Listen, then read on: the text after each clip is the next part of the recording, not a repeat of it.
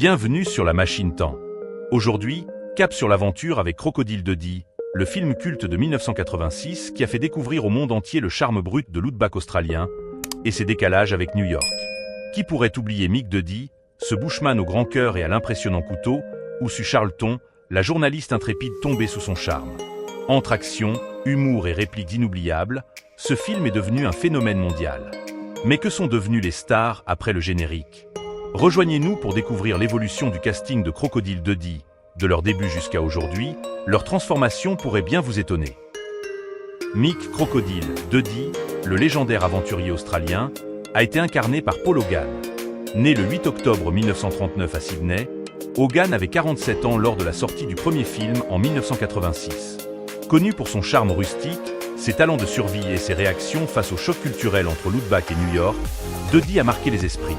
Sa réplique culte « Ce n'est pas un couteau » est devenue emblématique. Ce rôle a valu à Hogan une renommée mondiale et un Golden Globe. En 2025, il a 85 ans. Retiré en grande partie du métier, il reste une icône du cinéma australien. Neville Bell, le pisteur aborigène calme et intuitif dans Crocodile Dundee, était interprété par David Gulpilil. Né le 1er juillet 1953 dans le territoire du Nord en Australie, il avait 33 ans lors du tournage du film en 1986. Son personnage, profondément connecté à la Terre, apporte une touche spirituelle et authentique à l'histoire. Gulpilil a contribué à faire connaître la culture aborigène au public mondial. Il est décédé le 29 novembre 2021, à l'âge de 68 ans, des suites d'un cancer du poumon. Acteur emblématique, il a laissé une empreinte durable dans le cinéma australien. Ida, la tenancière vive et franche du pub dans Crocodile Dundee, était interprétée par Maggie Blincoe. Née en 1934 en Australie, elle avait 52 ans lorsqu'elle a incarné le rôle en 1986. Ida gère le bar de Walcaboo Creek avec autorité, humour et bienveillance, apportant une touche d'authenticité au décor de l'outback. Bien que son apparition soit courte, son personnage reste marquant. Elle incarne la force et la chaleur des petites villes australiennes. Aujourd'hui âgée de 91 ans, Maggie Blincoe est toujours reconnue pour sa longue carrière dans le théâtre, le cinéma et la télévision australienne. Walter Rayleigh, l'ami fidèle et jovial de Mick Dundee dans Crocodile Dundee, était interprété par John Mayall. Né le 1er mai 1934 à Mosman, en Nouvelle-Galles du Sud, Mayall avait 52 ans lors du tournage. En tant que publicain de l'outback, il apporte au film humour sec, chaleur humaine et authenticité australienne. Sa complicité avec Dundee et son charme discret en ont fait un personnage marquant du film. Il incarne parfaitement l'esprit du bush australien.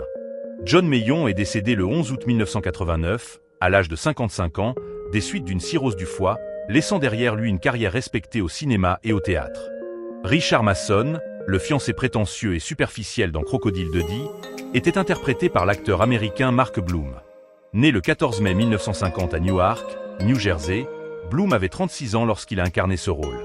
Richard est un cadre new-yorkais au comportement snob, servant de contraste face à l'authentique et décontracté Mick Dundee. Il incarne la froideur et la superficialité de la vie citadine, renforçant le choc culturel au cœur de l'intrigue. Son incapacité à créer un lien sincère avec Lucy pousse celle-ci à réévaluer ses sentiments. Mark Bloom est décédé le 25 mars 2020 à l'âge de 69 ans, des suites de complications liées à la Covid-19. Duffy, le compagnon loyal et décontracté de Mick Dundee dans Crocodile Dundee, était interprété par l'acteur australien Terry Gill. Né le 25 octobre 1939 en Angleterre, puis installé en Australie, Gill avait 47 ans lorsqu'il a joué ce rôle en 1986. Duffy travaille au bar de Walcaboo Creek et incarne le charme tranquille et chaleureux de l'outback australien. Son amitié discrète et ses échanges pleins d'humour contribuent à l'atmosphère conviviale du film. Bien que personnage secondaire, il reflète l'esprit communautaire du bush. Terry Gill est décédé le 25 février 2015 à l'âge de 75 ans, des suites d'une longue maladie, laissant un beau souvenir dans le monde du spectacle australien. Sam Charlton, le rédacteur en chef calme et pragmatique dans Crocodile Dundee, était interprété par l'acteur américain Michael Lombard. Né le 8 août 1934 à Brooklyn, New York, Lombard avait 52 ans lorsqu'il a joué dans le film. Sam est un collègue du père de Lucy et agit comme un repère professionnel dans l'univers effréné du journalisme new-yorkais. Bien que peu présent à l'écran, sa posture posée et son autorité naturelle apportent de la stabilité aux scènes urbaines du film. Michael Lombard est décédé le 13 août 2020 à l'âge de 86 ans. La cause de son décès n'a pas été rendue publique. Le proxénète, un personnage mineur mais marquant dans Crocodile Dundee, était interprété par l'acteur américain John Snyder. Né le 21 septembre 1949 à Boston, Massachusetts, Snyder avait 36 ans lors du tournage du film. Bien que son apparition soit brève, son rôle apporte une touche de rudesse et de réalisme aux scènes se déroulant à New York. Dans l'une des scènes les plus emblématiques, il tente d'arnaquer des touristes avant d'être comiquement neutralisé par Mick Duddy, incarnant parfaitement le choc des cultures entre la jungle urbaine et l'outback australien.